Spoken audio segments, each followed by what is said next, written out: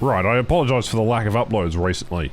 Working, flat out, enjoying life, just taking a chill and streaming a little bit on Twitch. So if you want to see me live, oftentimes that's the best place to do so.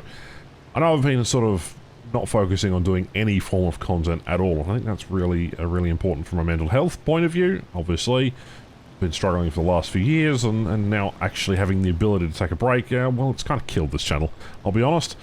But hey, that's just life. YouTube, you can never really take a break.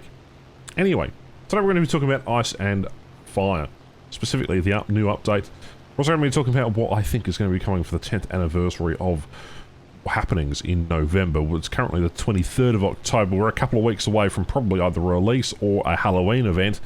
And my goodness me, it's always a busy time of the year for War Thunder around now. Keep in mind that I don't think any other developer has really published a lot of content in a short period of time like Ghost Entertainment does for War Thunder. You look at any other free-to-play game on the marketplace, do they get this amount of content per year? Probably not. I remember one year alone there was over 400 vehicles added, different types, different vehicles. It was quite interesting, and while the finished vehicles themselves are quite disappointing, it has to be said that it is still content and it is still something for people to look forward to, and, you know, that's really all I can say about that. And after all the shit that Gaijin gives us, they finally gave us toilet in the form of a CDK bomb. It's a 250 kilogram bomb that's mounted in a toilet bowl, and it's quite an interesting thing. We'll have a video up probably either today or tomorrow based on that particular vehicle's performance. And yeah, the update is quite disappointing, but as one of the comments on my last video said, I think this is them putting more work into the 10th anniversary and putting all the resources into it. Time will tell. What do you think will happen in the 10th anniversary? What kind of things are you expecting?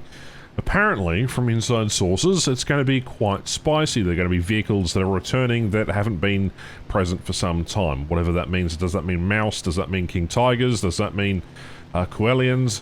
Does that mean I-301s or TB3s? I don't know.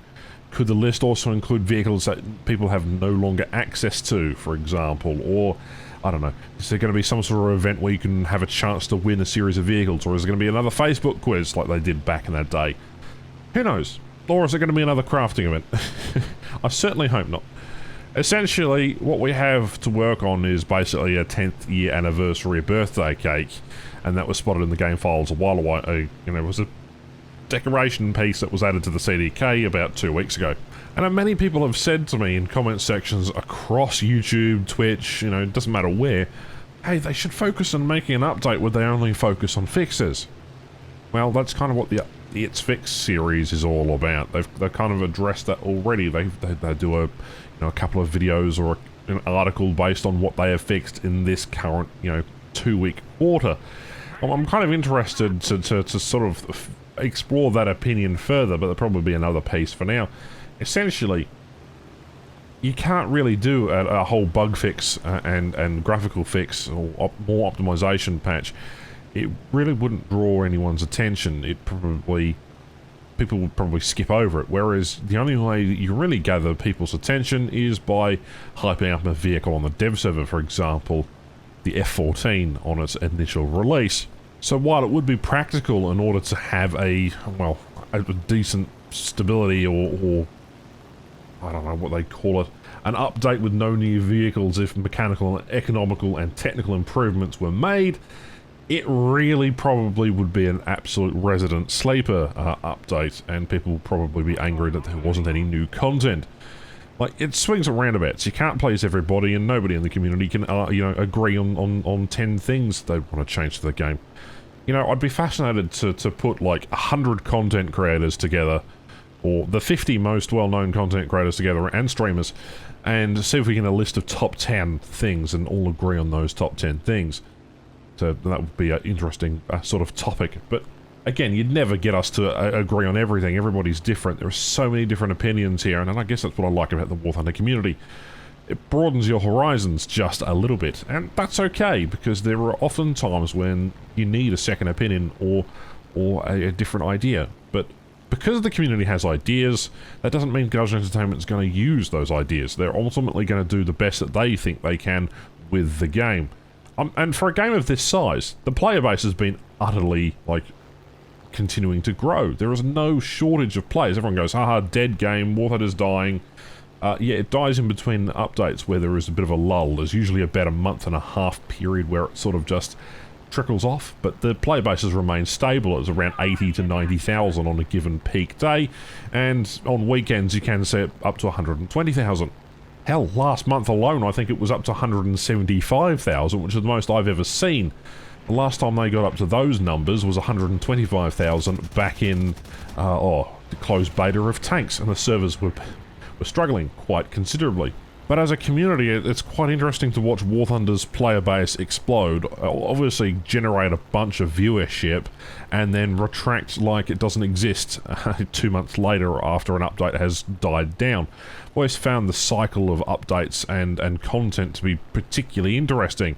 You know, there's always a mass amount of interest in some of the newer vehicles and what's coming, and then immediately, as soon as the patch is released, everyone wants to see gameplay of it. All the content creators, including myself, go out and try and get footage for you in the new vehicles, and then it basically dies down after about a week. I don't know. It's a whole hype life cycle that lasts a good few weeks when the first devlog season starts, hence why we call it its own season. It's almost like this game orbits around the quarterly season updates. Particularly in the games industry for development. I mean, that's just, you know, we've got it down to such a fine art now that we know roughly when Gargan, you know, publishes updates, because, you know, we've actually guaranteed or at least calculated based on an algorithm when the average update time releases, and so we have almost a picture-perfect idea of when they're going to publish a major update. So that's quite interesting, if that's the most useless information that I've ever presented. But that aside, I really hope that the Finish update is a bit of a smokescreen for the 10th year anniversary. Hopefully there is more content, hopefully there is a lot more exciting things coming. Being it is the 10-year anniversary of War Thunder, you would expect that they wouldn't, you know, miss out an opportunity to publish the BT-42, for example, as a premium tank, although that'd cause a bit of controversy. It's been confirmed that it will go in a tech tree. Anyhow, what my main point for this video was just a bit of rambling, but if you really want to get a discount on certain items, then I have a discount link in the description down below. That will allow you to have 3% off anything in War Thunder. So as we come up to the sales, I greatly appreciate the support that I've had with that decal link. It's meant the world has been able to pay off bills, etc., and it's made my life a little bit easier. And doing a bit of self-reflection, sure, I'm a bit jaded at this game. Sure, my efficiency in realistic battles has dropped 20% from where it was at 79%. But that's a side effect of not playing the game as much as I used to. But also, having another job, right? Life goes on. You can't play a video game forever.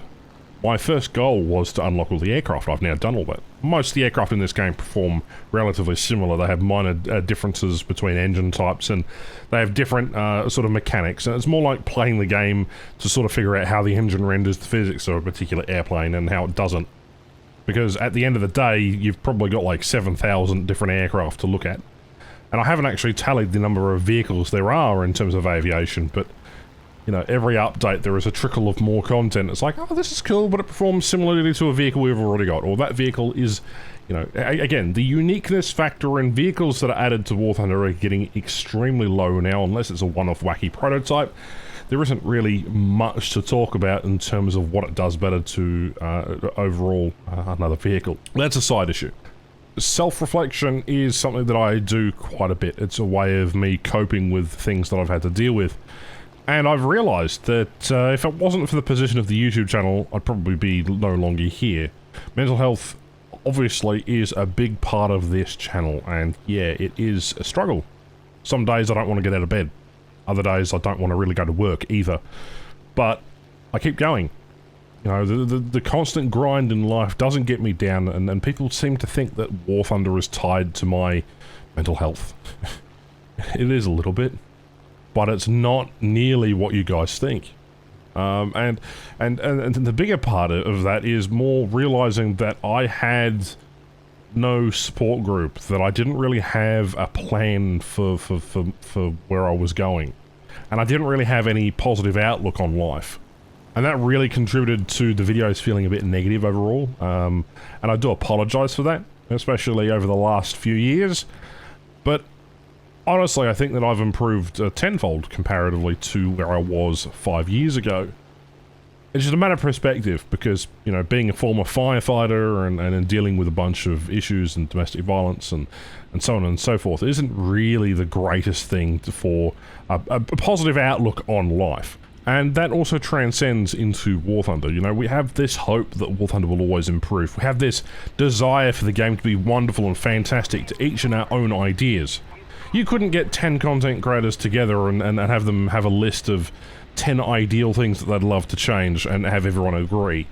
And that's the beauty of it, I guess. Everyone has different ideas about how they approach this game. Everyone has a different idea of how they play it and what they do, and I guess, you know, I've come to appreciate that. There's plenty of things left to experience. I haven't got a nuke yet. I'd love to play some helicopter battles and during confrontation and have a bunch of fun in Sim, but yeah, as time passes, that narrow window becomes a bit shorter as you know, I grow fed up of playing this game. Essentially, it is a video game. You can stop, but, you know, it pays the bills, doesn't it?